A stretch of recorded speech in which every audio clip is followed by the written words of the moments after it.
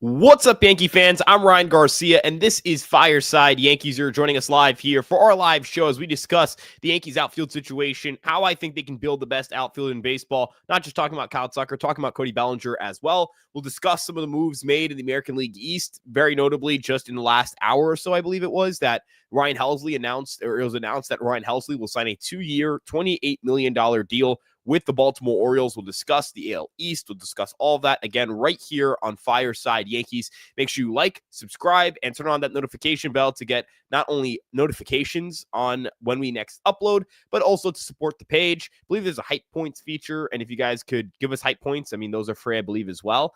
We'd appreciate that as well. Now, let's get started talking about the outfield situation. We'll answer questions towards the middle half of the show.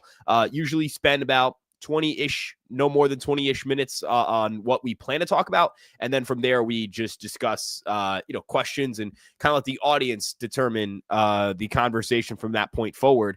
Now, first, let's start by talking about Cody Bellinger and Kyle Tucker. So obviously, Kyle Tucker, the number one free agent on this year's upcoming free agent market, or this current free agent market, not the upcoming one.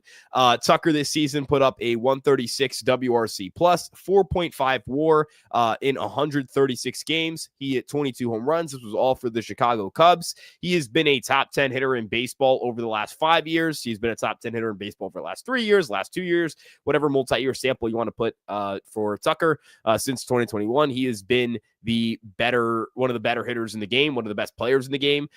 He is a guy who is consistent in terms of, he's going to get on base a ton. He's going to hit for a solid average. He's going to hit for some power. And that is a big part of what makes Kyle Tucker such an attractive piece on this market. It's the offensive abilities. It's the offensive firepower, for lack of better words, and knowing that he's going to go out there and produce one of the highest OPS marks in the league year in and year out. The fit at Yankee Stadium is seamless. He would have been a guy who, if you look at his spray chart, it's just perfect. Like I say this over and over again, the offensive fit is truly perfect for Yankee Stadium. We're going to pull up a quick, we're going to get the spray chart overlay here for you guys in a second for Kyle Tucker and the way he hits the ball, or has hit the ball over the last few years. You look at just the way he's been able to take advantage of right field throughout his career. It's something where I think the Yankees are going to be able to get a big boost there. Now, let me just present my screen here, share my screen. Here we go. Share. Let's see. Sorry, should have had this prepared beforehand. But if you look at Kyle Tucker's his spray chart here, this is with the default overlay they use, which is Kansas City. Let's use Yankee Stadiums. You can immediately, and I'm going to zoom in a little bit more so you guys can see more clearly. You can immediately see, I mean, it is so perfect for Yankee Stadium. Look at all these non-home runs that would fly over the yard. Fly over home, the right field porch at Yankee Stadium. You want to look at previous years, that's fine. And you look at those previous years and it will show the same thing. Let's just look at 2024, for example. 2024, playing in Houston, which has a pretty short right field, all things considered. While you lose a couple home runs out here, you gain a couple here in this little area of home runs. This was half a season. You probably would have hit 40 home runs if you played the full year in 2024. 2023, you look at another year where, yes, you maybe don't get this home run against Trevor Richards, but you just pick up so many home runs, or at least doubles off the wall here. It's the way that Kyle Tucker swings the bat and the way he generates power is so perfect for Yankee Stadium. And when we talk about like Cody Bellinger, what made Cody Bellinger such a good fit for the Yankees, why he was such a productive Yankee, why the Yankees want to bring him back, why they believe he's a good player, it's the swing. The swing fits Yankee Stadium perfectly. It is the kind of swing where you would expect that player to produce excellent value if they were a Yankee. You would expect that player to be a safer bet to produce offensively or match their projections if they were to play for the Yankees, because you expect them to get a boost from playing at home and playing at Yankee Stadium. And that is the case with Cody Bellinger. And that should be the same logic applied to Kyle Tucker. Kyle Tucker is someone who struggled in Chicago at Wrigley Field. Cody Bellinger had that same kind of struggle in 2024. And I believe that Kyle Tucker, if he were to come over and play for the Yankees, if you put up a 136 OPS plus last year, I think playing at Yankee Stadium, he could have gotten to that 145, maybe 150. I think a 150 OPS plus for Kyle Tucker isn't out of the realm of possibility, and that is what makes this situation so appealing. the Yankees have had the best outfield in baseball in terms of OPS and wins above replacement in each of the last 2 seasons. I think it's possible that the Yankees have that again in 2026. I believe they're currently projected to have the best outfield production in baseball on Fangraphs, or at least with depth charts. They have the most projected WAR, and that's without a left fielder. You put Kyle Tucker in that group, and that is the best outfield in baseball, in my opinion. And it all comes down to opportunity cost, price range, and I guess player preference or the final contract. Price range is that. So price range and opportunity cost, I think, are the 2 biggest variables for Kyle Tucker and Cody Bellinger. We are aware that Kyle Tucker is the better player. I think that the market agrees with that. The league agrees with that. I mean, that is where people agree. And this super chat. Sorry. $5 from Zod_TTV. Please donate this to our poor team.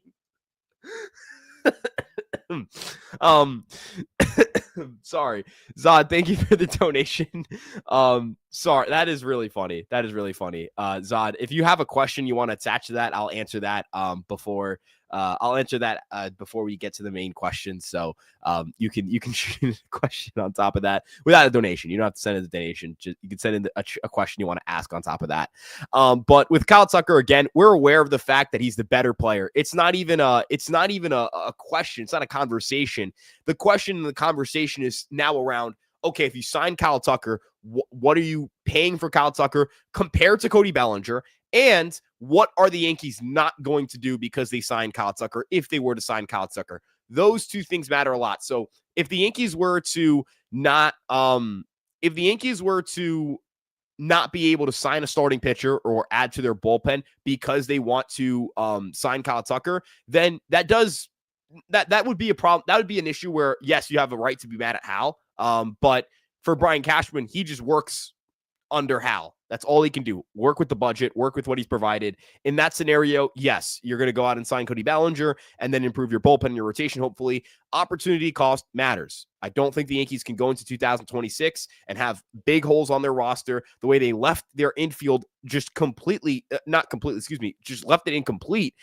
No third baseman. They had Peraza, Cabrera, and LeMahieu. Those 3 guys combined for a negative 0.2 WAR and a 65 WRC plus in 2025. Can't have that happen again. Just can't. You have to put together a complete roster. So if Tucker costs you the chance to put together a complete roster, that is where I would believe, okay, as the general manager of the Yankees, Brian Cashman, I understand not getting Kyle Tucker. That would still not excuse ownership, in my opinion, depending on where the contract lands for Tucker. But for the GM, yes, I'll give the GM a pass if the budget is not where it needs to be for him to add Tucker and then complete this roster. This roster needs improvements on the pitching side. It is not a complete roster. Now, when it comes to Cody Bellinger, and we'll kind of shift the conversation, shift gears to Bellinger, and then we'll kick it to the chat to answer a bunch of questions here.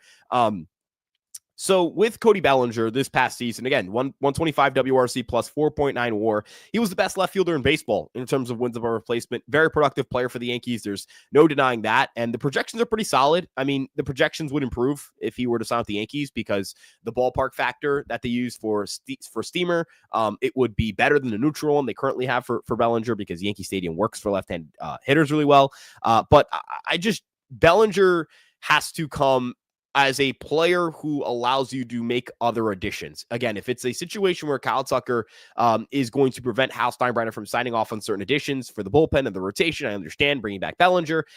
But Bellinger is a good, not great player. I don't think he's an MVP candidate. I don't think he's that kind of player. I think he's a good player. And the Yankees should be careful when paying these kinds of good, not great players because sometimes they end up being good contracts. I mean, you have like a Matt Chapman, not an MVP candidate, but a good player and a player who received a massive contract, $150 million over 6 years and has so far been a good addition for the Giants, has been worth it in his first year there, has been a good San Francisco Giant. But it's about how the contract ages. Then you have some other examples. You have like a DJ LeMahieu that did not work out. Brandon Nimmo did not work out for the Mets. So there are pros and cons to this. I think the Yankees should be careful with that, offering him a contract. How much are they offering him? I don't believe the market for Bellinger is as robust as people want to make it seem like it is. I firmly believe the Mets are going to be more opportunistic. The Dodgers, I think, are going to be more opportunistic. The Angels, the Blue Jays, again, opportunistic. I don't view these kinds of teams as like desperately bidding, putting out top dollar, and putting together this elite, insane offer together to try and lure Bellinger away. I think the Yankees are going to have the best offer if they want Bellinger, and if they don't sign Tucker, I think they're going to have the best offer for Bellinger. There's no conceivable way that another team values Bellinger more than the Yankees do, because there's not really a team in baseball has a better ballpark fit. The only one you could argue is the Phillies, and that would be a team that does scare me, I guess, to a little bit. So I think that Cody Bellinger, look, if it's a $24 million, $25 million contract, 5 years, that's a good buy. That's a good deal, good value. Sixth year, I don't want to do it with lower AAV. I wouldn't want 7 years. I wouldn't want 8 years for sure. But I don't think there is a real competitor to force the Yankees to get to that dangerous, I don't want to offer that money territory. I know Scott Boras is his agent, and I know that as his agent, Scott Boras is someone who I think the Yankees, I think we're scared of Scott Boras because of Juan Soto, but I think that they're the middle of the market players, are the good, not great players. They tend to struggle under Boras because because Boras is asking for top dollars, and teams don't think Bellinger's an MVP player. Teams think Tucker can be like a 5-win, MVP 5 kind of guy. Bellinger doesn't strike me as that. And I don't think Bellinger strikes the market as that. So that's kind of my 2 cents on Bellinger. He's an elite defensive left fielder. If you brought him back, you're going to be really good defensively as a team. But Tucker's a better player, and Tucker should be the priority. You should figure out Tucker's market. And then if Tucker's market, Tucker's price tag, whatever it may be, Hal's budget, if it doesn't work out the way that it needs to for the Yankees to be the team who ends up at Kyle Tucker, then as GM of the Yankees, Brian Cashman going to Bellinger, that wouldn't upset me with Brian Cashman. I'd be more upset at Hal, if anything. And again, the final number for Tucker matters, but I think that when we look at Kyle Tucker, he's the better player, and that's such a big important variable for me here. When we talk about Kyle Tucker, when we talk about like comparing him to Cody Bellinger, people often make a lot of statements about, Tucker being the kind of guy who only provides value with the bat. He's limited outside of the bat, but he's a better runner than Bellinger. I don't know if people are aware of the fact he's a better runner than Bellinger. Let's kind of take a look at, we're going to do a quick comparison on Fangraphs here of the two players over the last 3 years, because I think it's a fair sample size to look at. Look at the numbers. Just look at these numbers here. Fewer games played for Tucker, 371 to 412. Better WAR, more wins above replacement. Way better hitter. The results and the underlying metrics, man, just not even close, right? I mean, Tucker's clearly superior. Strikeout rate. I mean, Kyle Tucker's striking out marginally less, and he's walking way more. This is a big gap in walk rate. More stolen bases, more base running value. Again, defense. Bellinger's a better defender. This isn't a competition. Bellinger is a better defensive player. That's not really even close. But I mean, man, we talk about what these two guys can be, what these two guys are going to be. Expected slug, expected batting average, actual batting average, actual slug. I'm going to war with Kyle Tucker, man. Kyle Tucker is just a difference maker. And you look at that strikeout to walk rate, that to me is such a big key here. The Yankees really struggled with their strikeout to walk rate in the postseason. I'm not saying that means that the Yankees are never going to have good, like the Yankees had a really good strikeout to walk rate in the regular season, but it didn't translate to the postseason. Not saying that was going to happen 100% and there's no way to prevent it, and that this roster is just doomed to continuously choke or whatever it may be. I'm just saying, like, I think Tucker has a better eye, and that better eye is going to bode well in those kinds of environments where you're hitting in front of Aaron Judge. You've got, getting on base is a premium when Aaron Judge is red hot in the postseason. It's a premium. You need to get on base in front of Aaron Judge. So when I see people say like, oh, well, I'm not even sure Tucker's better than Bellinger. I think you're wrong. I think we're just caught up in like, you saw Bellinger play in New York. And when I hear like, oh, well, he's versatile. Oh, he's played in New York before. Like, that's cool, but like that's not value to me. That's not value to me. The Yankees don't need a center fielder. The Yankees don't need a first baseman. If Bellinger could play like shortstop and could play like third base, different conversation. different conversation because, yes, ability to play shortstop, ability to play third base for this roster, very valuable. But for this roster, the ability to play center and first is not that valuable. It's really not. Ben Rice is a good first baseman offensively. He's really good, actually, offensively. I think defensively, he can get to a point where he's average. Grisham is a pretty solid center fielder, all things considered. Not an eyesore out there defensively. I think the eye test rates him way better than the defensive metrics do. He's fine. He's fine out there. And offensively, I think he made some real adjustments to help him click. Not saying he's going to be a 30% better than league average hitter, but I think he can be 10, 15% on the high end, 5% on the slightly lower end. I think 10% better than league average is the outcome for Grisham. 20 plus home runs. I think that's what Grisham is. I think that's what Grisham can be in 2026. And you look at Tucker, I mean, that's just a game changer. Look at just think about having a 147 WRC plus hitter next to Aaron Judge, in front of Aaron Judge. That kind of guy takes you to a different freaking level, man. Takes you to a different freaking level. And you look at that outfield. Best right fielder in the game, best left fielder in the game. And Trent Grisham was a top 10 center fielder last year. Can he repeat being a top 10 center fielder? We'll see. But best in left, best in right. Oh, man. Oh, man. Oh, man. Right? Like, oh, man. Oh, man. I don't know. That just does something for me. And yeah, that Cal Palmieri injury, it sucks. I mean, I don't think the Islanders are going to be able to be bad enough to get the first overall pick. I just think they have a little too much talent on the roster, but it was sick to see him get the assist. That was incredible. Little Islander talk. Now let's just go to the comment section. I want to dig into the comment section here. Let's just get through this. I have a lot of stuff to look through. We're going to look through the top, go through the bottom. If the Yankees sign Bellinger over Tucker, same results, same team. I think the pitching staff, what they do with the pitching staff will determine how happy I am with the offseason, because I do think this pitching staff needs way more swing and miss. Their strikeout to walk rate was not good enough. It was not good enough during the 2026 season or 2025 season. I think the rotation was outside the top 10 in strikeout to walk rate. That showed up in the postseason. It just did. How do you feel about Imai? I think he's the kind of pitcher who could be a number 2 for you on the high end, a number 3 on the median outcome end. I think he's a good pitcher. I think he's a good pitcher. And I think the Yankees, they would really benefit from having him on the roster. Ward plus Halsey's a damn good offseason for the Orioles so far. It's a good start. I mean, I'll see what they do after the fact, but it's a good start. It's a good start. It's a good start for them. Tucker is better than Bellinger long-term. I agree. Ryan, if you have to take an honest guess of what will happen, not what you want to happen for the Yankees offseason, who would you say they get? I think Bellinger comes back. The question for me becomes whether it's Imai or not, because I think the Giants are going to be big players there. We know they want to be big on the pitching market. And, the West Coast, obviously that's geographically ideal for a Japanese player. Giants have enough money to spend on it. I mean, we'll see how things go for the Giants, but I think the Yankees and Giants are the two number one competitors for Tatsuya Imai, man. I think I'm definitely confident. Yeah. Tucker, $300 million, 9 years. It's going to be a steal next decade. Yo, they get him at $300 million, 9 years. I agree. I'd even give him the 10th year just to lower the AAV. We can't get players. We're poor now. I disagree. I think you just got it. It's not even December. Give it time. Just ride with Jason Dominguez in left field. Nah. I like Jason. Nah. I'm not passing up on Bellinger and Tucker for Dominguez. Nah. Not happening. Sorry. I hate to be that guy, but no, not doing that. Good to see you, Ryan. Hope your Thanksgiving was well. As I say, us fans are more logical and knowledgeable than that guy, Hal. I appreciate you, Nick. I don't think I'm that smart of a guy. I don't think I'm as rational as I'd like to be, but I really appreciate it, man. I really appreciate it, dog. Really do. Ryan, I hope they can re-sign Cody Bellinger or sign Tucker. Look, I think if they do either, depending on the price tag and what they do after the fact, they can be a really damn good team. That's where I'm at.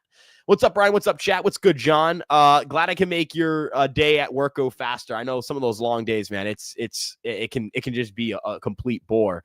What's up, Demon? Yo, my guy right here. I love you, Feliz. You know you're my guy. Hope you're doing well, brother. Hope you're doing well. Hal needs every dollar.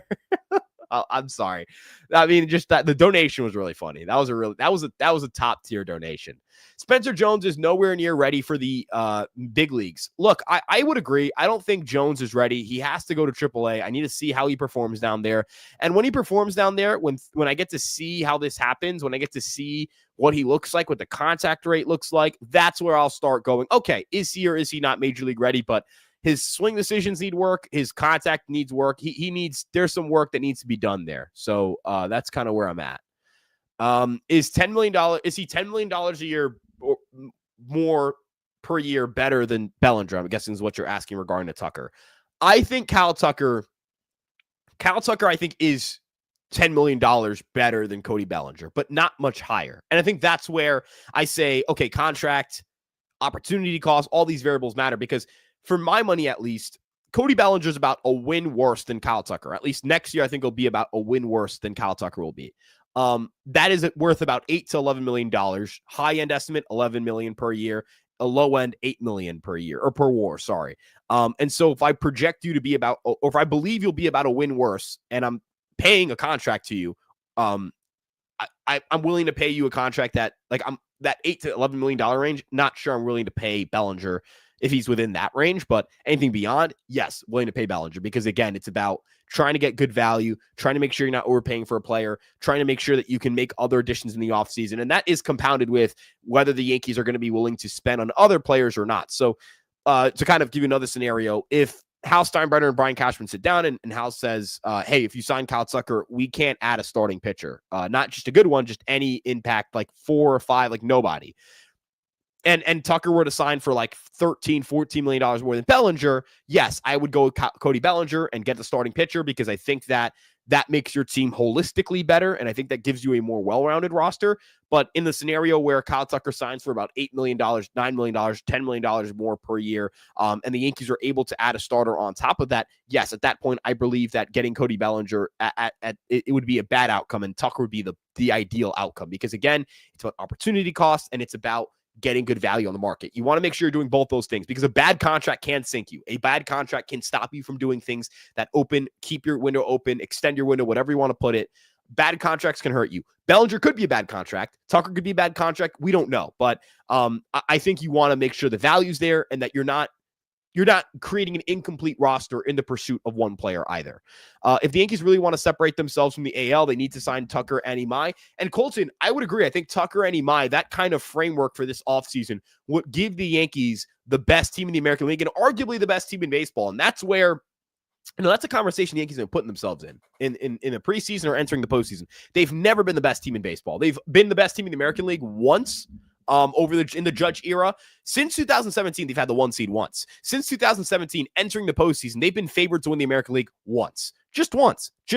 That's it. So you've got to be more aggressive in these off seasons, and they cannot tell you, do not listen to the Yankee fan who tells you you're entitled for thinking that the team needs to go to 330, that you're entitled for believing this team needs to spend more.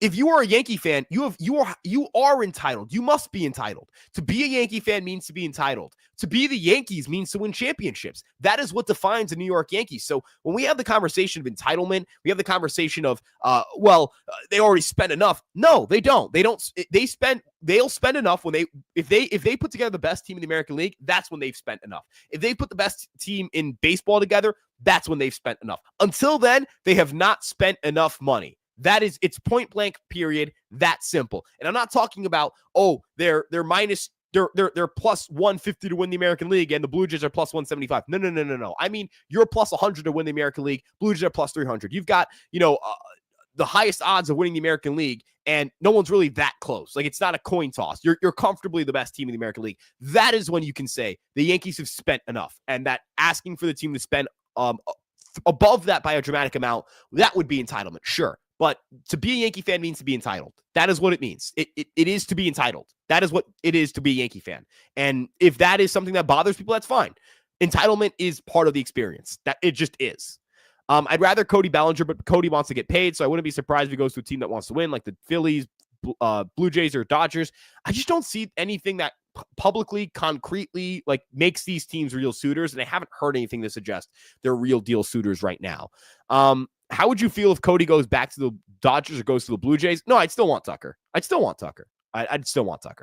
What do you think about these moves, swing trades for J-Ram, Duran, Miller, or Estrada and sign Amai?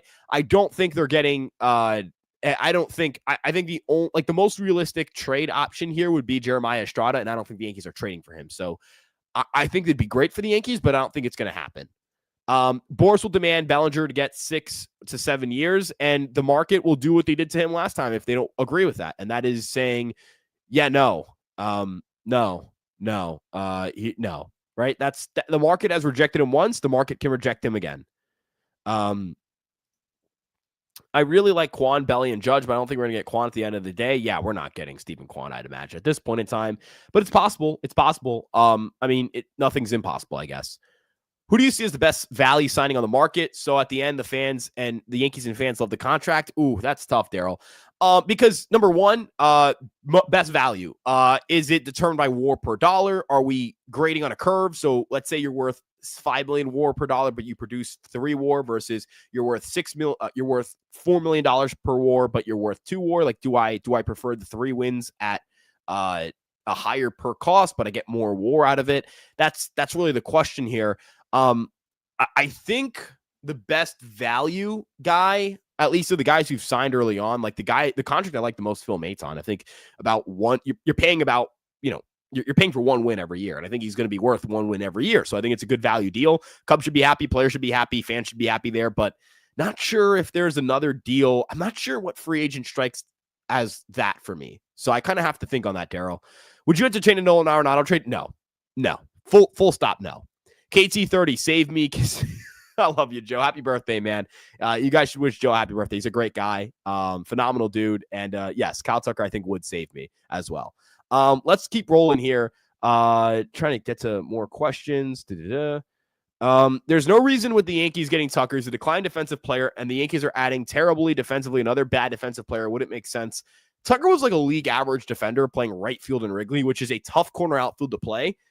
If he's a below average defensive outfielder and not I'd be stunned if he's completely terrible. I'd be stunned, absolutely stunned if he's completely terrible out there.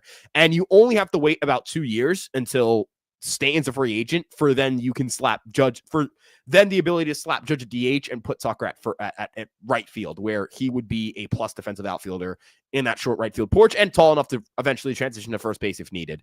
Belly is better than Tucker. No, just isn't. Show me the data. Show me the data. Stats from 1 year. And let's disprove this too. Kyle Tucker played 136 games. Cody Bellinger played 152. And they were within 0.4 WAR of each other. If you take Tucker's numbers, you divide his WAR by 136 and multiply it by 152, he's got more WAR than Cody Bellinger. He was a better player than Cody Bellinger last year. Better player on a per rate basis was the better player. 1 year where Cody Bellinger's better, not accounting for per rate numbers, just accounting on a volume based, 1 year where he's better when you account for volume. Cool. Bellinger's best is Tucker's average. What Bellinger peaks at, Tucker sits at.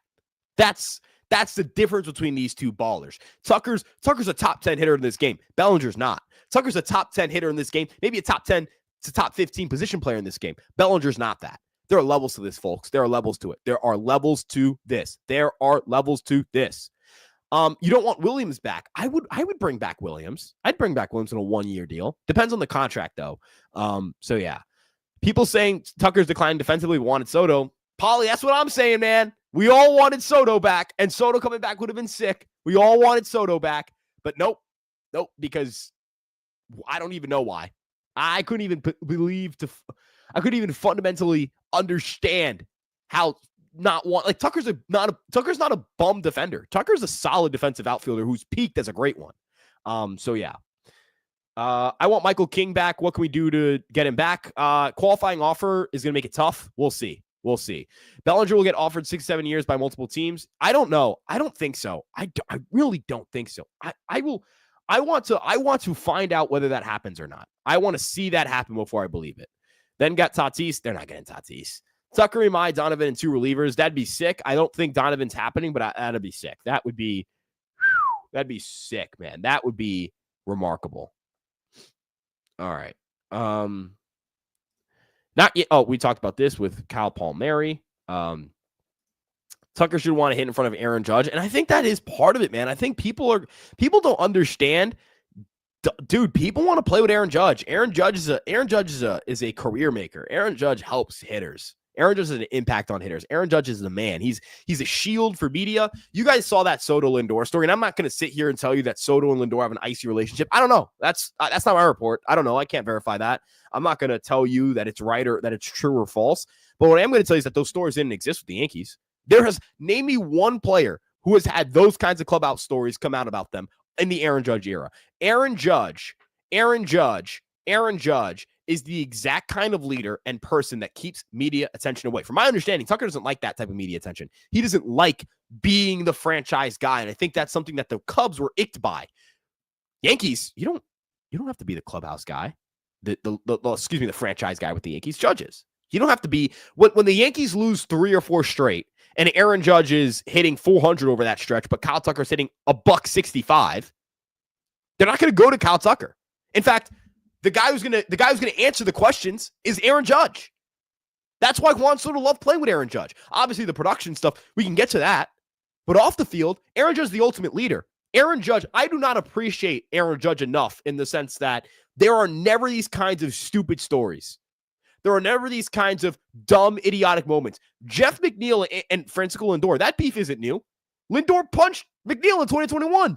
Those two have always hated each other. Always. Matt, they don't even know who their leader is. Is it Alonso? Was it Nimmo? Is it Lindor? Is it McNeil? Is Soto now supposed to be the leader? Is it Starling Marte? Yankees, the question has never been who. We know who it is. It's Aaron Judge. That is part of the appeal of being a New York Yankee right now. Aaron James Judge. And that's going to be the Yankees' pitch to a player like Kyle Tucker. Look at what Aaron, you've got to know, do your research, do your homework. Know who you're talking to. You're not talking to a guy who wants to be the captain of the New York Yankees. You're talking to a guy that would like to go out there, go 1 for 3 with a double and a couple of walks, or 1 for 2 for 3 with a home run and a walk, and then go home and not talk to the media. And not be front and center and not have the whole pressure of the franchise on him. That is what Aaron Judge does for you.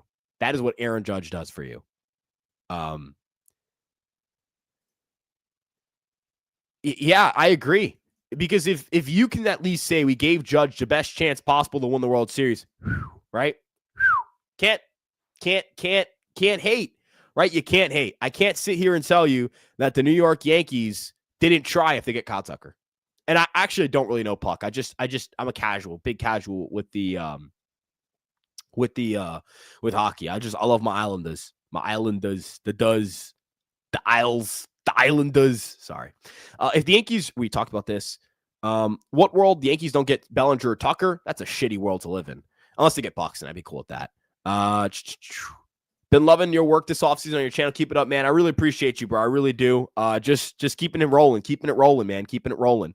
Yankees give us nothing to talk about or celebrate. Easy. Yo, okay, guys. I get being frustrated. I'm a frustrated man a lot of days. I'm put on my glasses because I can't really see. And these are cheap glasses I got thrifted, but they have my prescription lenses. Look, guys. Look.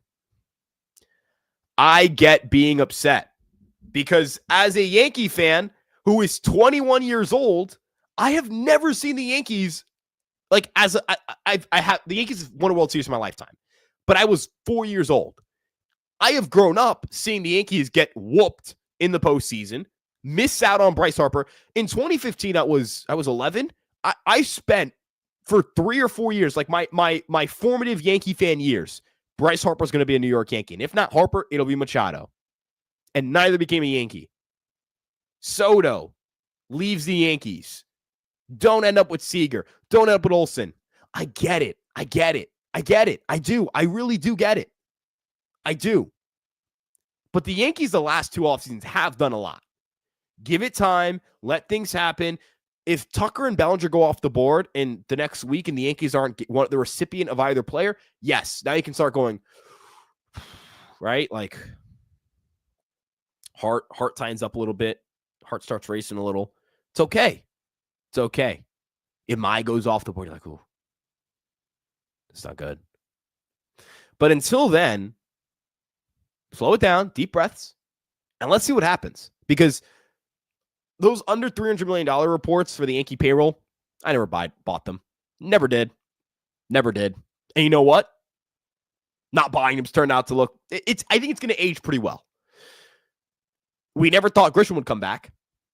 I don't think anyone thought the Yankees would be willing to give him the qualifying offer. I don't think anyone thought last year when the Yankees just traded for Devin Williams. I didn't think the Yankees were going to just randomly trade for Devin Williams. I didn't think the Yankees are going to randomly trade for Alex Verdugo. Not saying that those two deals worked out, but those are two random deals. The Donaldson deal, another random deal. The Jazz deal is pretty much out of nowhere. Like, the Yankees do some things that just out of nowhere. Oh, shit, you just got a new player. Oh, my God, who got traded? This, and that. You got to give it time. You got to give these things time. And then when they finally occur and when they kind of the dust settles and it's February or March and spring training's underway, yes, let's go out there and let's break down the roster. Let's talk what they did or did not do and compare it to the rest of the league. Anywho, don't understand why the Yankees would tender Volpe because they think he's going to be a good defender next year. And, you know, whether you agree or not, I think the track record defensively is pretty strong. The offense, I'm out on the offense. I don't think he's ever going to be a better hitter than he's been in his career. But I do think he's at what, $1.52 million, I think is like the projected number. It's better than what you're going to get on the shortstop market for that price range. And that's kind of where I'm at. If Bellinger comes back, that's the same team as last year. Wrong. That's the same lineup as last postseason. Not the same team as last year. Pitching staff matters. And I also think, again, like, they open the year without a third baseman. That is pretty important. It's pretty significant. I don't think that the offense, I think the offense has shielded a lot of the blame for the pitching staff. And what do I mean by that? Let's kind of take a look at the postseason here. Oh, didn't mean to. Meant to. There we go. 2025 to 2024. Team stats, pitching. Oh, it's player stats. Win probability. Yankees pitching staff, negative 0.45 win probability added in the last two postseasons. It's killed them in the postseason. Killed them. Their ERA, 4.16 in the postseason. Not really that good. Strikeout to walk rate, pretty average. Strikeout rate, piss poor. In the postseason's piss poor, man. Piss poor. Bad group in the postseason for the last 2 years. Offensively, what have they done the last 2 years? One of the three best offenses. Win probability added, which adjusts for leverage. Positive, firm positive. Now that clutch, not great, right? It's not great, but you look at the worst team. The two worst teams in this stat, one of them went to the World Series. The other one is back-to-back World Series champions. So I don't even know if you can really reliably look at that stat, but win probability added, Yankee offense has done more of a job than the pitching staff has. That pitching staff has been bad in the postseason, especially the rotation. Dude, the rotation has been terrible in the postseason. 4.53 ERA in the postseason. Like, I was digging at these numbers last night, and I was just like, man, and kind of preparing for today's show, I'm like, dude, this rotation is stunk in the postseason. They've been awful. Look at the players. Let's look at individual players in the Yankees and starters on the Yankees in that run. Look at this, man. These guys stink. These guys have stunk. Cole has been able to, didn't miss a bat last year. Schmidt was terrible. Rodon's been awful. Heel was terrible. Fried had one great start, one terrible start. It is not like all of their postseason starters have stunk the last 2 years except for Schlittler. So I do think that the pitching staff, dude, the pitching staff matters so much more to me. The pitching staff matters so much for me. This pitching staff freaking stinked in the postseason. And I think the offense has been able to shield so much blame. Nobody has looked at the pitching staff and has gone, wow, this group absolutely stunk in October. Absolutely terrible. No one can miss a bat for their life. Look at this. Rodon has a 2.42 home runs per nine in 6 postseason starts. The only guys with a good strikeout rate in the postseason for the Yankees last 2 years, Rodon, who's given up 1 million home runs, and Schlittler, who's made 2 playoff starts all in one postseason. So, like, dude, I'm sorry. Like, I don't mean this to dog on you specifically. I'm not saying that. Like, I get it. I get it because it's been when you read articles, all you're reading is that the Yankees stink and their offense always stinks in the postseason. That's why they lose every year. Like, that's not on you. That is not on fans. Should not share this burden. They should not feel this burden. It's not their fault. because the media does not do you guys any favors. It does not. The media does you guys no favors. All they do is lie to you and tell you guys, oh man, this is why they lose in the postseason every year. It's not the case. Watch the games. Look at the numbers. Look at the leverage adjusted numbers. Bro, the Yankees pitching staff, and watch my language here. I'm watching my language. Freaking blows, folks. It blows in the postseason. It's been turbo. It's been turbo. Okay? So they need to get better on that front. When I look at like the same team, I'm shaking if it's the same freaking rotation. I'm shaking if they don't add a starting pitcher. That's when I get nervous. I'm like, oh, dude, oh, man, this group's going to stink in the postseason because they don't have bat missers. That's not even like me playing into this short sample size postseason thing, whatever. No. It's not that. It's not that. The Yankees were going to get worse in the postseason with their rotation. Strikeout to walk rate as a rotation, 16th, 14.3%. Not going to work in the postseason. Not in October. That does not work in October. It doesn't work in the postseason. You might go, why the Blue Jays, who were worse across the board than the Yankees as a pitching staff? Strikeout to walk rate, 15%. That was better than the Yankees. Dodgers, 16.1%, top 5 in the league. Starting pitching is about strikeout to walk rate. That's why and I want to point out this great comment here. Hold on. Why are people hating on the C steal? This is exactly my point with the C steal. And I said this point on Twitter. We can debate, whether you like the contract or not, but don't look at the ERA and tell me that's why you don't like the contract. Teams don't pay for ERA. They pay for strikeout to walk rate. That is what they pay for. It's the most stable thing to project. You're projecting data and you're trying to figure out what numbers are going to be most stable on a year-to-year basis. And it's strikeout to walk rate. You miss bats, you don't walk people, you're going to be freaking good, man. And the Yankees didn't do that as a rotation last year. And you want to look at the bullpen. The bullpen did it pretty well this past year. So when they magically figured it out down the stretch, it was like, oh my God, they magically figured it out. Yeah, no duh. Strikeout to walk rate. Beautiful.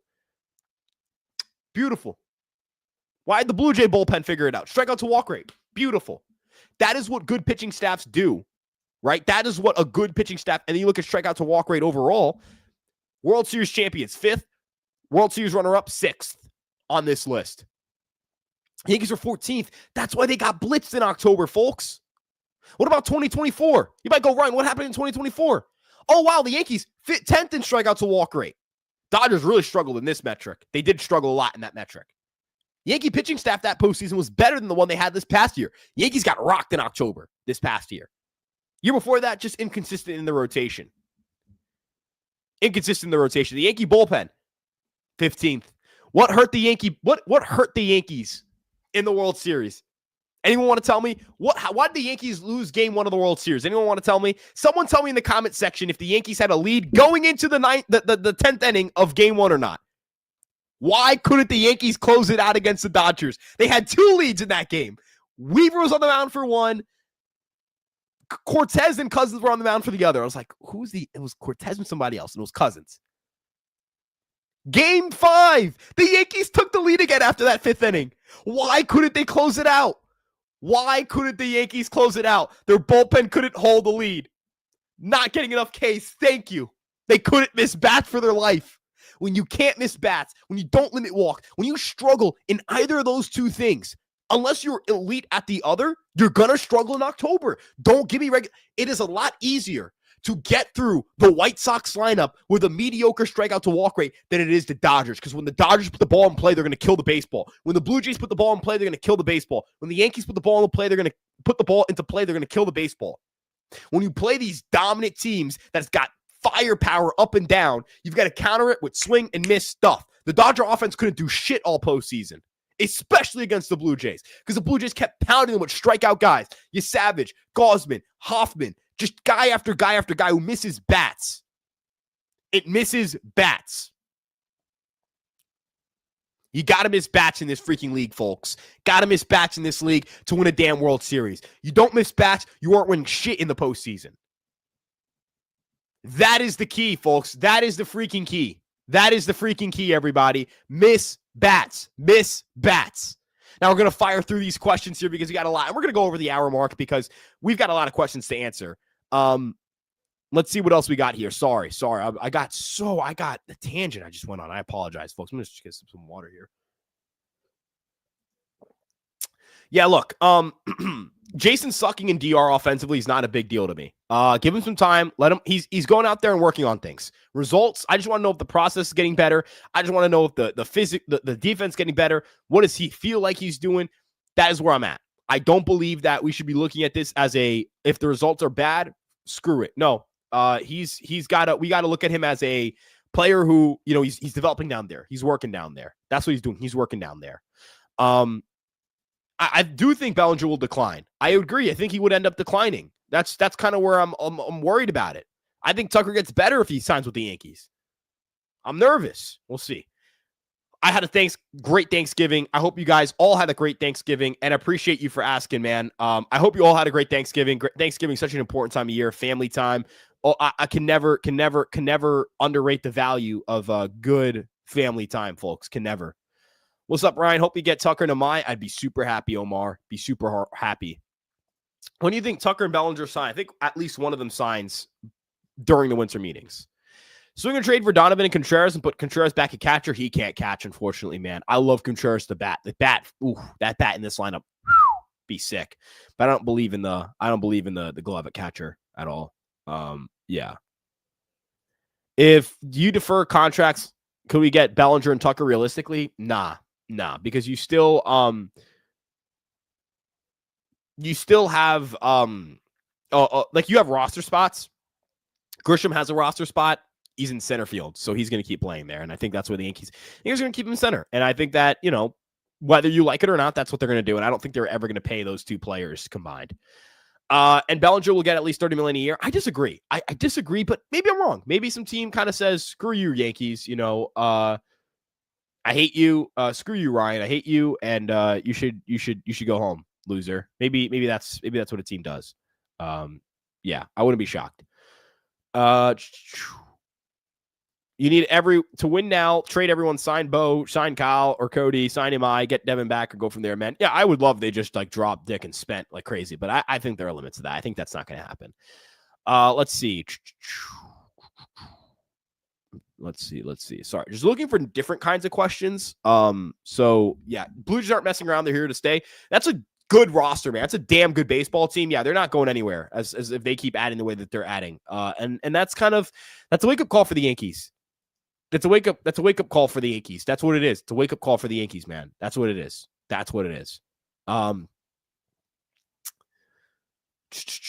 Oh yeah, you see, this is what I'm talking about, man. That's what I'm talking about. And screw the 2 through 5. Screw it. No. Rice leadoff. Judge either hitting third or second with Kyle Tucker because Kyle Tucker's good against lefties. You don't got to worry about that. Screw it. Give me Rice leading off. Rice, Judge. I think I'd go Rice, Tucker, Judge, Jazz, Stanton, Grisham. I think that's what I would do, me personally. But like, I don't care. You get Tucker. You could hit Tucker. You could hit Tucker first. You could hit Judge third. I don't care what you do, as long as you got Rice, Judge, and Tucker in that top three. You're killing everybody. Everybody's getting mopped. So yeah, you see, the issue is we don't have public records of these books, so. I do think the issue with like the revenue profit or the revenue and then payroll comparison is that you don't account for payroll that goes towards like player development, coaches, staff. I think that matters, shareholders, whatever it may be. So I think it is a little unfair how those charts work. I think they don't perfectly capture the situation, but I do think Hal should be willing to spend $330 to $340 million. So, to kind of break it down again, I'm not defending Hal. I'm not telling you Hal's the worst person ever or the best person ever, but I am telling you that the charts are they're misconstruing the data because they're not showing additional cost of operation. And Hal Steinbrenner shouldn't expect people to hear him out or feel for him when he complains about profit margins. So it goes both ways. Man, if they do this, man, they're the best team in the American League. Best team in the AL if they do this. And that's my point, guys. I'm not going to sit here and be a moron and tell you guys they need to sign both Tucker and Bellinger. They've got to do it. They were going to spend that money on Soto. Like, I'm not stupid. No one. I consider myself a fan, but not a stupid one. I'd consider myself an informed fan, but not completely void of emotion. I don't. This is a layup plan, right? This is layup, drive to the rim. This is LeBron, the step back three he does where he kind of like fakes it out, looks at the hand, back. Ugh. That's what this is. This is money in the bank. And you're gonna be the best team. I guarantee you this. Imai and Tucker makes you the best team in baseball. I just guarantee it. Technically, they made their first move when they brought back Grisham. That's technically speaking. But if you want to say like their next move, probably the winter meetings. I don't think Jorge Polanco can play the field. I don't think he can do it. He was more of a DH for the Mariners. I think he'd have to play more of a designated hitter role. Oh, we're gonna yawning way too much. But yeah, what do you think the Yankees are going to make their first? Oh, we already talked about this. I think Donovan and Jojo Romero would be a great trade. Yeah, dude, I think it'd be sick, but where does Donovan play is the question. Problem with the infield, I don't think we see another year. Volpe, I think if Volpe struggles this year, it's the end, right? It's the end. So, yeah. Yankees made the World Series once since 2009. If they land, it's when they land two superstars at the top of their order. Judge and Soto, they need to sign Tucker. Look at 2009. What did the Yankees do in 2009? Teixeira, CC, Burnett. Right? Just saying. Let's see. Yeah, Tucker just saves the offseason, man. Just puts him at a different level, bro. I think Judge played 56 games at DH in 2025. We can check that together. John, if it's 56, John, 50. Wow. Good work, John. Over, under. Oof. I'm going to take under. I'm going to say under. It'll be under this year. I think it'll play 40-ish. When do you think Tucker? Oh, we talked about this. Tucker's a better hitter? No. Tucker's a better hitter and runner. Let's rephrase this. Bellinger's a better defender. Nothing else. Tucker's better at everything else. That is realistically what this is.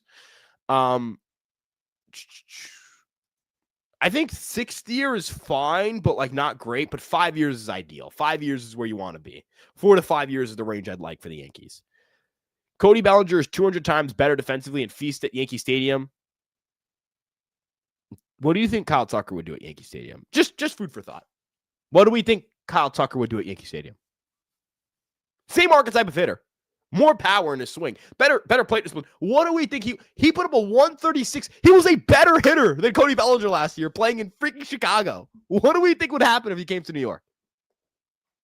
200 times better defensively too. Like defense is kind of hard to project.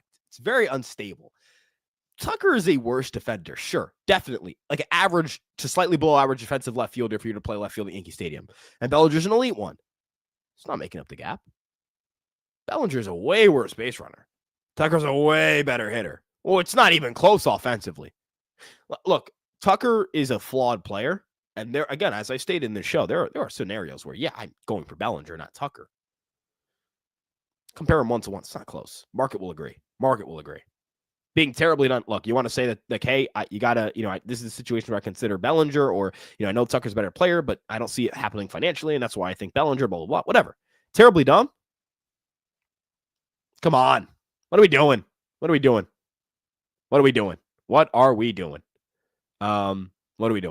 Anywho, let's keep it rolling. I'd love King for spot starter and long relief. Yeah, I agree. You kind of, at first I was like, yeah, that's cool, but not going to pay him. And then I read the rest of the comment like, yep, spot on. Kyle Tucker from Tampa to make sense, makes too much sense. Don't seem like there are too many suitors, if any, that strong like the Yankees at all. I don't think Tucker's got crazy suitors either, man. That guy would be tough. That guy would be tough with the Yankees. And you look at Tampa, yeah, I think the Yankees can offer so much for him. So much for him that, yeah, I think they should be all in. We prefer Buxton, more right-handed hitting. I think Buxton's special, man. I think Buxton's a special player. Let's pull some Byron Buxton, man. This past season, 136 WRC plus, 5.0 wins above replacement. This guy was a freak this year. 35 home runs. He's a freak. Byron Buxton's a freak, man. He's just a freak. That guy doesn't, man, if he could just stay healthy, like this guy's got 27 wins above replacement in his career in 898 games. This guy might end up with like 35, maybe 40-ish wins above replacement in his career. And he never, ever, ever, ever stayed healthy in any of his years. Stupid. Dumb. Doesn't make sense. Stupid good. Soto wanted his own team. Mets suck. I don't think he wanted his own team. I think he just took the money, and I think he was convinced the Mets spending would give him a better chance to win a World Series, and, we'll see if that ends up being true or not. Would like a right-handed hitting catcher. Not sure what that market kind of looks like, but we'll see. We'll see. That sucks, man. That blows. See, that stinks. That blows. That just blows. See, this is a rational take. I want Bellinger back to the Yankees. Tucker, too much money for the Yankees. If you don't think the Yankees are going to sign Tucker and that's why you want Bellinger, that's fair. That's rational. It's a rational opinion, right? That's just rational. That's rationality. That's not an irrational opinion. I can ride with that. I get it. I'm all over Kwon before Tucker because the contact he would do. Yes, the contact is great, but Tucker makes a lot of contact too and has power. So I think he gets on base more. He's got a higher average over the last 3 years than Kwon. That's where I go. Kwon hits for higher average, gets on base more power. I'm taking Tucker over Kwon any day of the week. And that is knowing how good Kwon is defensively. I'd rather have Bellinger than Kwon. I'm pretty confident in saying that. As a left fielder, I'd rather have Bellinger than Kwon. I like Bellinger better than I like Kwon. Let's see what else we got. After 2026, move Volpe to second base. I think if Volpe were to leave, if Volpe was not able to stay at shortstop, no. If he wasn't able to stay at shortstop, I'm not keeping him, man. I'm just not keeping him. Thank you for your channel. Appreciate that, man. Love Ryan's energy tonight. I appreciate that, dog. I'm trying to keep it rolling. You'd have to unload Ryan Mick for the extra money. I don't know if you're able to do that. I don't know if they're going to be able to do it. I don't know if they're going to be able to do it, me personally. If they move Donovan to third for and trade McMahon and get good value from that deal, I'm all over Donovan. I'm all over that, dog. All over it. No, McMahon can't play shortstop. No, I don't think he can play shortstop. That's just me personally. Tucker 45 home runs at Yankee Stadium. Man, he'll hit 40 plus at Yankee Stadium, 380 on base. That dude would be an absolute monster. He'd be a freak at Yankee Stadium. I'm telling you, man. He'd be a freak at Yankee Stadium. A freak. Okay, hold on. Let's do this. Let's dance like this. Let's dance. Let's look at Tucker. Let's look at Acuna. Because Acuna's a great player. Acuna, I think, let's dance. Let's dance. Acuna's a better player. Better baseball player. It's not a question. Not a question. But if you look at wins above replacement, man, Tucker's got as many in more games played. You want to normalize that kind of situation? Let's normalize it. 13.6. We're going to do some math. Divided by 16 times 600. Kyle Tucker's been worth 5.1 wins if you're rounding up from 5.06. 5.1 wins above replacement per 600 plate appearances. Let's do it for Acuna. That's a six win player. If 0.9 wins is the difference, between Ronald Acuna Jr. Being a game changer, putting you over the top, and Tucker not putting you over the top, 0.9 wins on a per 600 plate appearance basis. That's crazy. If Acuna puts you over the top, special talent, all these things, and Kyle Tucker he doesn't really make you better. What? Again, Acuna's a better player. Acuna's a better talent. It's also really weighing 2023. You want to look at the last 2 years. Oh, well, last 2 years. Turns out Tucker's a better hitter. More durable. Just saying. If Acuna puts you over the top and Kyle Tucker is a nobody, what are we doing? Yes, I'm aware of sprint speed's worse. I'm super aware of sprint speed's worse. But sprint speed is also a metric you can't really take that seriously if he's not translating to base running runs. Why is Bellinger not stealing more? Why is he not stealing more? Why is Bellinger not stealing more than Kyle Tucker is? Why? He's faster, so why isn't he? Might be because he's not a better base runner. Net bases gained. These are not stolen bases. Net bases gained. This is a metric on StatCast. Love a good StatCast. Love StatCast, folks. Cody Bellinger, this past season, again, net base gained. These are not stolen bases. No stolen base weight into this. 4. Kyle Tucker, 5.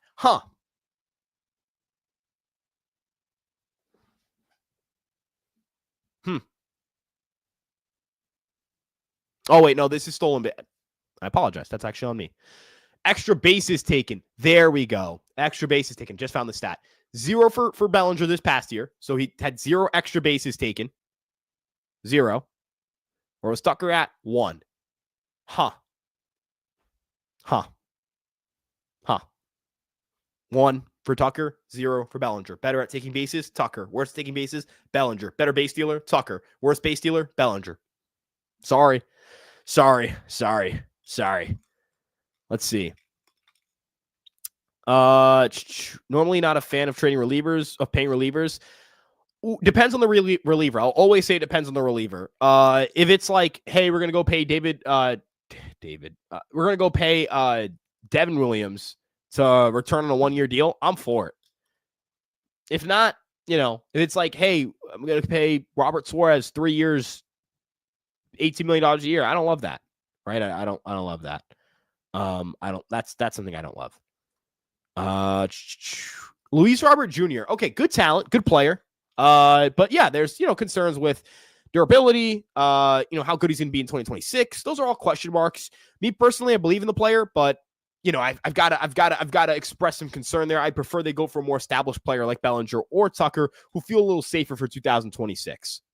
Hey Ryan, I see you again, dude. Good to see you too, man. I think Tucker's worth the extra money over Bellinger. The Yankees will have a better future with Tucker. I agree, man. It's just, look, man, guy's a star, right? Tucker's not going to win MVP with the Yankees because he's not better than Judge. He's not better than, I don't think he's better than like a Julio Rodriguez. I don't think he's better than Tarek Skubal, Garrett Crochet as baseball players. I don't think he's better than missing somebody, and it's like a really bad miss in my head. Bobby Witt Jr. Oh my God, I was like, oh, there's a really bad miss. Like those guys are better than him.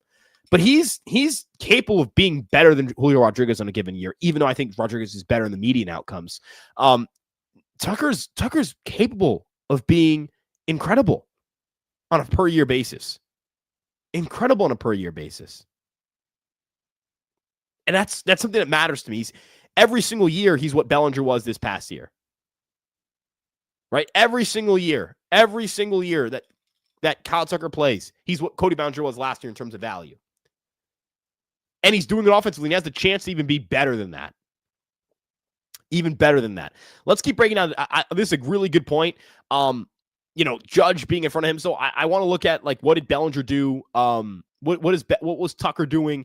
The 3 years leading up to 2025, what was Bellinger doing? Tucker had +6 extra bases, base running runs, or excuse me, extra bases taken. I'm so sorry. He had -1 extra base running runs taken. Bellinger did have plus, I think it's +5. So that could be a theory. That's a fair theory to bring up. But base running runs still favors Tucker.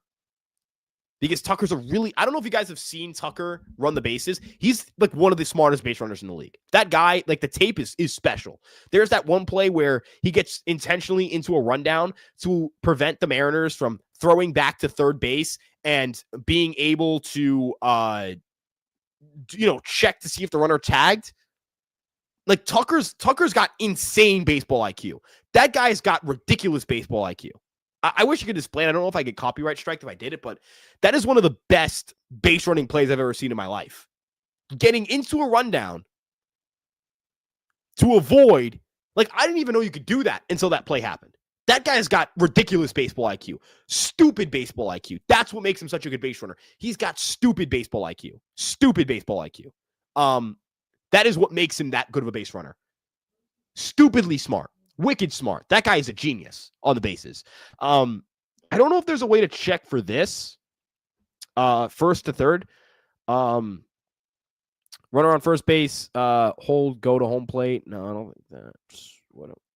Let's see. Let's see if this is. See if I can find something here. Okay, Bellinger. I don't know if there's a way to find it. Like it says like runner first base, hold, go home plate, with 2 outs. Bellinger's -1 runs in those scenarios. Tucker has 0, but it's also like such a small sample size that I don't know if that's really fair. You get thrown out once, that's going to give you -1 runs, and you'd have to get. That's not really fair. I feel like. I don't know. That doesn't feel like fair to Bellinger either. I think I'd have to like break down the film on that and look. But yeah, this is a really good point where like Rizzo, there are things that Rizzo could do that was really smart. And not that Rizzo was ever a positive base runner with the Yankees, but he's a very smart base runner. Tucker's really smart. Tucker's a very smart guy. Watch the film, watch the tape. This guy is smart as shit. And that's where I'm really happy with the idea of bringing in Tucker and thinking that he can be the kind of guy who, consistently beats his sprint speed projections for base running. He's going to, I think, consistently be a positive base runner. And again, just a ridiculously good hitter. Ridiculously good. Like, I don't know if people are aware. When I talk about, like, ridiculously good, look at the last 3 years, folks. Look at the last 3 years. Look at the last 3 years. Hold on. We're gonna pull up the last 3 years. Tucker, 7th best hitter in baseball last 3 years. 7th. Strikeout to walk rate. Let's look at walk to strikeout rate. It's a rise, it's Soto, it's Quan, and then it's freaking Kyle Tucker. Wins above replacement. I know Tucker's not going to grade out well here because he missed a good chunk of 2024. Still top 20. Still inside the top 20. Missed a ton of time. This guy's a freak. This guy's a freak. Not a big home run guy, though. That's the one thing where, like, I think at Yankee Stadium that could get a lot better. Where is he on this list? Is he outside the top 30? He's outside the top 30. Makes sense. But the on-base percentage, that's a big plus. Good slug, top 15. Batting average, I think he's somewhere in the top 30. Yep. But he's just a well-rounded machine, man. He's a freakishly good hitter. Better than Freeman. Better than Marte. Better than Diaz. Better than Harper. Better than Olsen. Better than Witt. Better than Ozuna. Better than Rooker. Better than Betts. Better than Schwarber. Better than Henderson. Better than Raleigh. Better than Devers. Better than Ramirez. Better than Contreras. Better than Lindor. Better than Alonso. Better than Trout. Better than Altuve. I mean, all these dudes. Better than all of them. Better than all of them offensively. I'd be all in on this. I mean, Drew, I don't know if that's true or not, Drew, but I'd be all in on it. Hope you're doing well, Drew. Hope you're doing well. A frequent viewer here, which is really sick. Do you think we can get Jeremy Pena around the deadline? No. Astros aren't trading him to the Yankees. The Astros were like dead set on we're not trading Kyle Tucker to the Yankees. I'd be stunned if they then traded him to the Yankees, that being Pena. But Pena in free agency, like, let's revisit that when he hits free agency. We'll see, because he's a really darn good ball player. What are your realistic expectations for Cole? Oh, man. Good question. I don't know if I would expect Cole to be an excellent pitcher, like a top 10 pitcher in baseball, but I think it'd be like a mid to high threes guy with good strikeout rates. I think he's can be good. I think his command and his pitchability are really good, but we'll see. We'll see. I'm not sure if we're going to see the Yankees. I don't think we're going to see Cole be like a front, like, top 10 pitcher in baseball again, but I wouldn't be stunned. I can't rule anything out with a guy that good and a guy that special and a talent and a mind and a Hall of Fame talent, a Hall of Fame talent like that. It could be attributed to circumstance, sure, but Tucker's been traded. Like, Tucker played for 2 different teams. Let's pull this up. Tucker played for 2 different teams. And 1 year negative base runner, positive. Like, he's consistently been a great base runner. Bellinger, he's always been like good, not great. He's never peaked as high as a base runner as Tucker has. This isn't a circumstantial thing.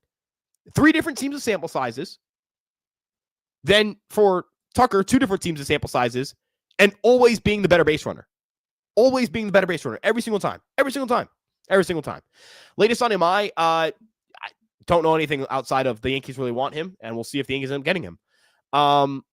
If not Tucker, this offseason is kind of disappointing. It depends on what they do, I think. But yeah, I think the Yankees, Tucker is just a really easy way to get it started. Really easy way to get that ship started, really easy. We'll see. What is your most realistic trade targets of the offseason? Jojo Romero strikes out, reliever from the Cardinals. He strikes me. He doesn't have a really high strikeout rate, but a good one for a guy who gets that many ground balls. Sorry. Anywho, good reliever, can keep the ball on the ground, left-handed, like him. Garrett Clevenger, Rays, good swing and miss stuff, left-handed reliever. I think that those are the 2 guys who stand out for the bullpen for me. Position players, Not really sure. Now that's a TBD. I'm not 100% sure. I heard they like poked around on some right-handed bats. I think like Romy Gonzalez is one of them, but I don't really know. I don't know. I don't know. Let's see. I don't think we're going to be getting Shea Langoliers, and I don't think we should trade for Shea Langoliers to replace Austin Wells, because Shea Langoliers' defense behind the dish is questionable, like really questionable, super questionable. I know he was a better player than Wells despite that, so like I'm not sitting here and telling you that he's a clearly worse player than Wells or whatever it may be, but like, dude, he's bad out there. Negative 6.7 fielding run framing runs, negative 2 fielding run value, negative 10 defensive runs saved, like, not sure. And the big gap in expected metrics and actual metrics, there are some worries for me. Sacramento, very hitter friendly. I know he hit very well away from there. He actually hit better, but I don't know. B-War doesn't look at framing, and that's a really stupid omission. B-War is really stupid for catchers. It's really dumb. It's super stupid in my opinion. It's really freaking dumb. Sean Murphy's available for trade. I just don't see the Yankees picking up a catcher at that price point. I don't. I don't. I think they're going to pick up a backup catcher, but I could be wrong. Like, that is not source. That's just an opinion. Now Murphy would be sick on the Yankees. Like, him and Wells would be a top 5 duo in the league automatically. But with staying at DH, it's kind of hard to run that, which is why I'm not sure if they'd be willing to do it. But yeah. What about Jonah Heim? Defense is kind of fallen off a cliff, so not sure if that's happening, but we'll see. We shall see. Yes, he's going to start meeting and talking to teams this upcoming week. That is the thing. Does framing value go down now with the Robo Challenge K-Zone? I'm not sure. That's a good question. I would love to see how wins above replacement will change good framing. Or would you argue it's more important now that you can challenge? I don't know. That's a good question. That is a good question. Will Amai be a Yankee by December 15th? I don't know. I think they got a good chance. Is Ben Joyce alive? Didn't he get hurt?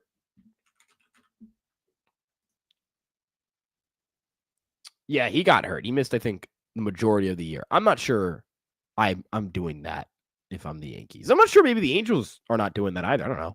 But I'd be a little worried about doing that. It was a shoulder thing, but I don't know. Tucker, yeah, we talked about this. Makes sense. Jose Trevino, that'd be really funny. What did Jose Trevino do this year? I actually am not familiar with what Trevino ended up doing, but that'd be really funny. Don't think it's going to happen. He just signed an extension. Yeah, no. Wow. That was, wow. Was not very good this year. Was actually pretty bad this year. Never mind. Don't think I want that. Let's get Higgy with it. Not sure we're getting Higgy with it. Glove's also fallen off a cliff, and he's up there in age. So, wow. This is really bad. This is really bad, dude. Bad against lefties too. Let's see. They really want a right-handed bat somewhere, it seems. Yeah, I think they want a right-handed bat. I don't know who it'll be. I think that's where it'll be. I think a right-handed hitter is where we're going to see the Yankees shock us a little bit on like what they're going to end up doing. Who would you rank your favorite to least between LaGrange, Hess, and Rodriguez? Oh, come on. You're going to make me pick between my favorites? Oh, this is okay. Let's do this. And when we can expect them in the big leagues, all right, let's do this. Let's see. I think I'm going to go. Okay, I think I'm going to go LaGrange 1 because the stuff is outlier. Then I'm going to go Cruz 2 because the stuff is good and the mix and the command have become pluses for him. And then we're gonna put Hess 3, but like I'm sad I'm putting him 3 because I really like the fastball. So yeah, that's where I'm at here. That is where I'm at here. Yeah. So let me know what you think about this ranking. Yeah. Who's the Yankees setup man come opening day? Good question. I think it'll be someone who's not on the roster currently. Trade McMahon and sign Eugenio Suarez. All right. Eugenio Suarez, I don't think is going to end up being a good contract, which is why I don't think I'll end up doing that. Yeah, I don't think I'm doing that. Also, JC Escar, yeah, I'm fine with him being the backup catcher. He's just not. I would prefer a right-handed one if possible. Yeah. Doval was a beast this year. Yeah, he got really good down the stretch, and that's my boy Ethan. Love you, bro. Love you, bro. Glad that you're here. Doval's got really good stuff too. Doval's someone who strikes me as like obvious gets better with Matt Blake next year candidate. And I keep hoping that they keep feeding Matt Blake these kinds of guys. There we go. Like plus whiff rates, plus strikeout rates, really bad walk rate. Obviously, that needs to get better. Really good ground ball rates, good chase rate, good velo, good expected numbers, sinker, cutter, slider. I mean, it's a pretty good mix. A mix that produced pretty good results too. We'll see if he can end up continuing to bolster that, because again, I think the stuff is ridiculous. Like the stuff is really good. Stuff is ridiculous. Throws incredibly hard, fastball velo. Just the slider, man. This guy is just disgusting. He's disgusting, man. I think this is completely possible. I'm guessing it's not a guy not on the active roster, because I think they'll be somewhat involved in the reliever market. I just don't know with who. But if it's Doval, dude, I'm still excited. If Doval's that good, which I think is possible, I'd be really pumped. He was really damn good down the stretch. By the time the postseason came around, that dude was tough.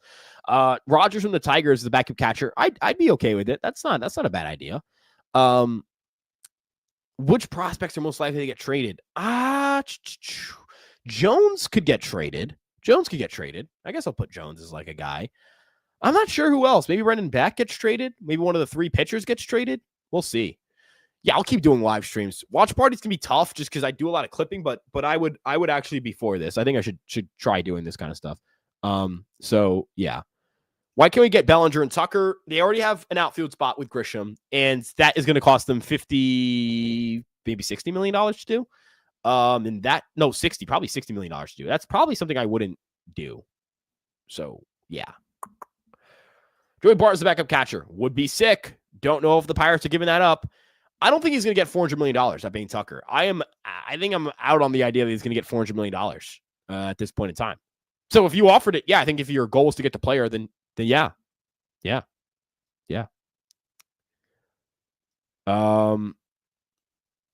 Let's see. No, it wouldn't require that only. It would require them to also trade money. It would also require them to get money off the books. So like it'd be really rough. I agree. I think it's gonna max at like 380.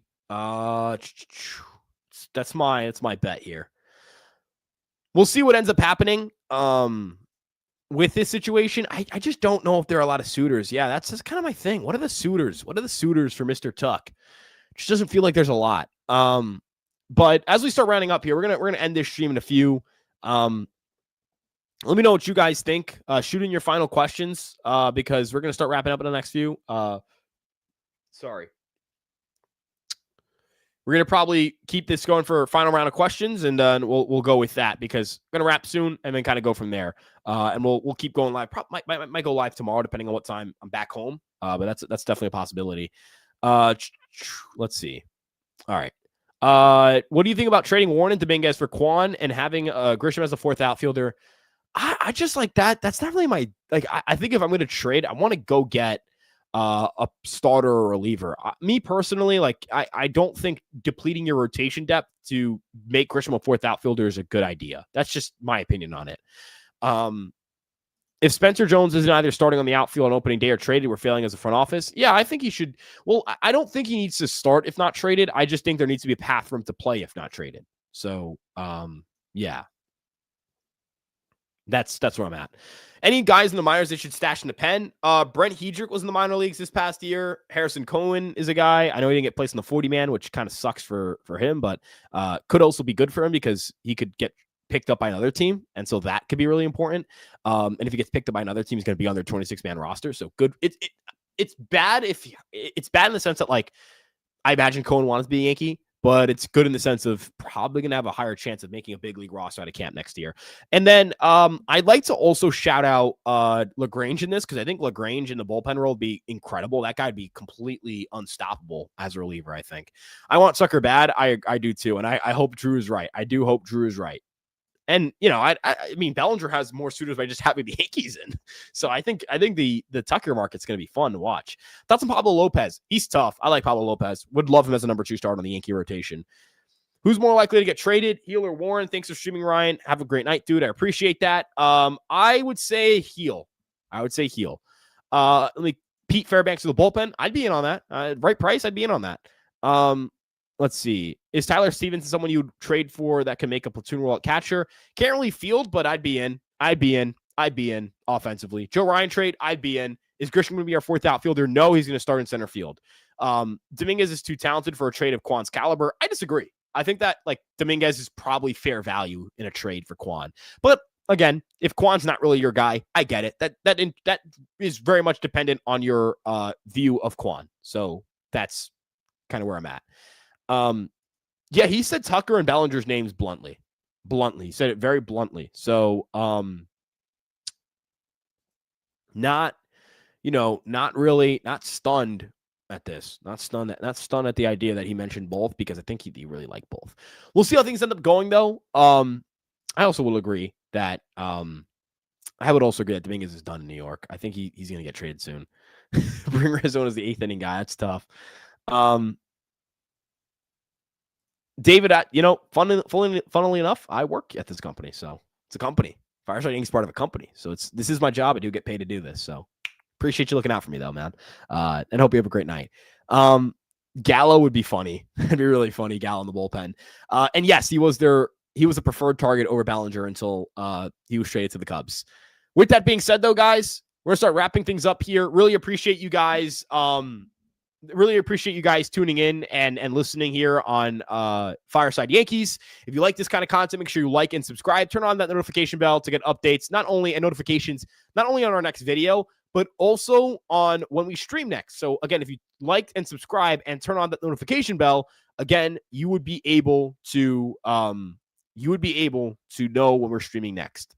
We appreciate you guys so much. Have a great rest of your night. Hope you had a great Thanksgiving, and peace out, y'all. Good night.